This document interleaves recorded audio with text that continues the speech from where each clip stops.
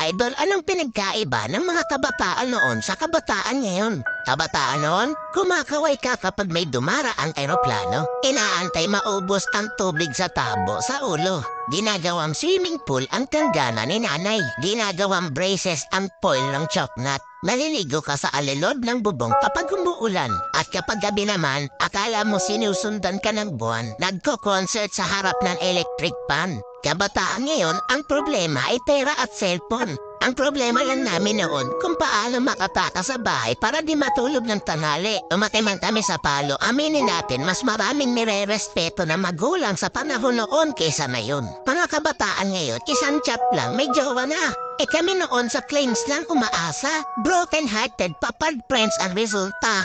Mga kabataan noon, ang dami ng alam na trabaho. Kesa sa kabataan ngayon, tamad na, puro pa gadgets, di pa mautusan. Minsan nagiging ibon, minsan nagiging paniki. Wait lang. Batako.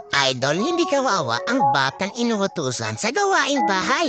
Ang kawawa ay yung batang lumalaki na walang alam sa buhay. Yung nakaranas lang ang pupuso nito. Real talk yan.